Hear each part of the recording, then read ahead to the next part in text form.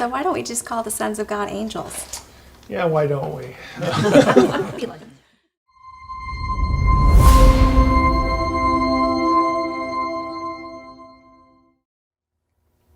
So, Dr. Heiser, who are these Elohim? It's still not very clear to me. Well, let's think about it this way. If Elohim doesn't refer to a specific set of unique attributes, it must mean something else. And the way I would describe this is a biblical writer would use the term Elohim of some entity, something, that by nature they were disembodied and members of the spiritual world. So Elohim is really sort of akin or synonymous with another Hebrew term, rukot, spiritual beings. Okay? Any member of the spiritual world is an Elohim. Now, there are lots of different terms for the members of the spiritual world. We don't need to rabbit trail into that necessarily. There are terms of rank and hierarchy and job descriptions and all this. But fundamentally, if you're a member of the spiritual world, whether you're a supernatural being or the disembodied human dead, like in 1 Samuel 28, this is where you are now. And I use that term to label you as an inhabitant of the spiritual world. Now, in Psalm 82, there are certain members of the spiritual world, spiritual beings, Elohim, that are under judgment. God is not happy with them. If we go over to Psalm 89, again, where we have the same kind of language, we have a reference to the sons of God. This is Psalm 89, 5 through 7. Who is like you among the sons of God? Okay? And you have these different attributes thrown out, and of course the point is that nobody's like the God of Israel, the God of this assembly, and so on and so forth. But again, it's spiritual beings, and the counsel there is in the skies. It's in the spiritual world. It's in the heavens. Again, these are terms that biblical writers would use to describe where God is and where we are not. One of those is the heavens. Okay?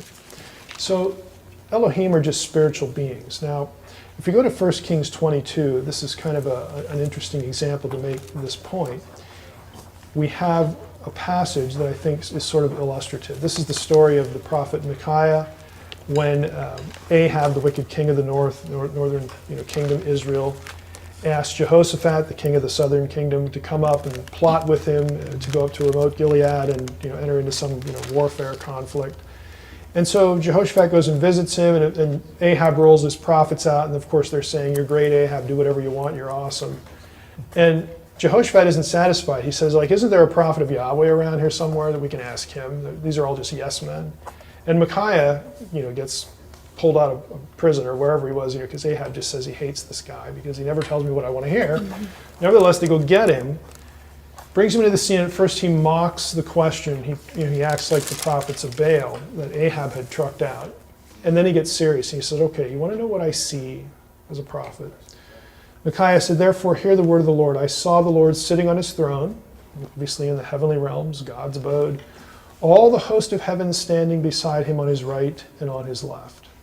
The Lord said, who will entice Ahab that he may go up and fall at remote Gilead?" And one said one thing, another said another. Then a spirit came forward and stood before the Lord, saying, "I will entice him."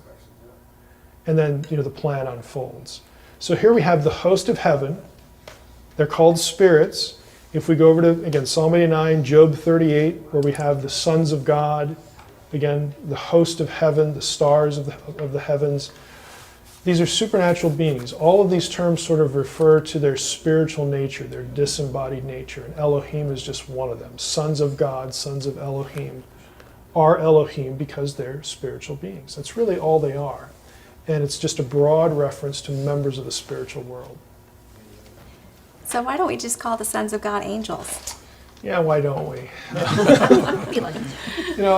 Honestly, it's not the end of the world if we do, because we're used to thinking of that term, members of the heavenly host, angels. Why not?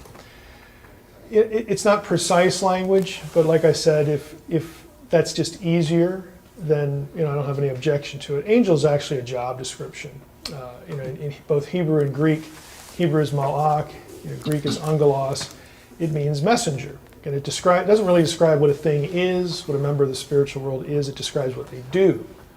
So it's a little imprecise, but again, for our purposes, and maybe someone just to wrap their head around Psalm 82, it's not too bad. So I'm not so vested in it, Elohim, that we have to sort of get away from angel language. But I think it is still important, though, that we realize that God is using, through the writer, a specific term here, Elohim. It's actually going to become important later, like in the Psalms, where humans are created a little lower than Elohim.